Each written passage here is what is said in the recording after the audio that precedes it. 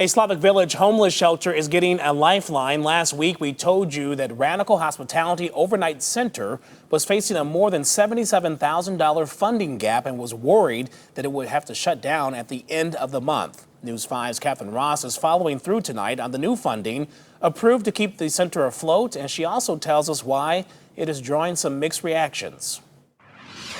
Tucked back on a Slavic Village street, a former house of worship has been providing emergency housing. It's not just about sheltering people. It's more than that. The Radical Hospitality Overnight Center also provides meals, connections to services, and fellowship during the winter months. I think it's pretty critical because we're dealing with a very fragile portion of the homeless population. As the de facto director for the center, Paul Sherlock first talked to us a week and a half ago about a nearly $78,000 funding gap.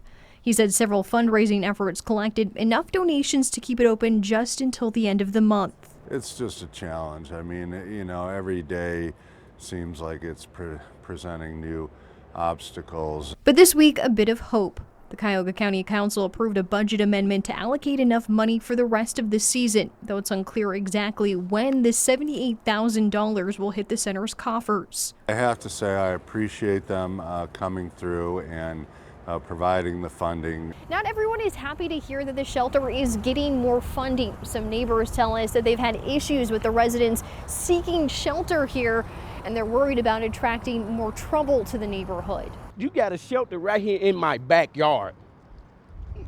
To me, that you danger in my children, my grandkids' life. Feliciano Harris's property connects with RHOC. He tells us he's frustrated with a lack of communication from the staff and says since it opened, he's seen crime and drugs. They're gonna do whatever they try to survive.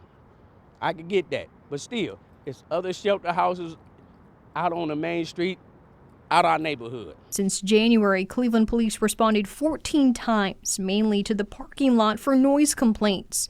There were no arrests in that time period, and Sherlock says they've never had a problem inside the shelter. But he apologizes for not doing more neighborhood outreach. I understand where they're coming from, and I wish circumstances would have been different. He says he wants to work with the neighborhood to address concerns and make safety improvements when money permits. Absolutely want to talk about things with them and see if there's something that we can work out, see if we can coexist together. In the meantime, the center will work with the Department of Health and Human Services to finalize the funding and look for community partners to help find a long-term funding source. In Cleveland, Catherine Ross, News 5.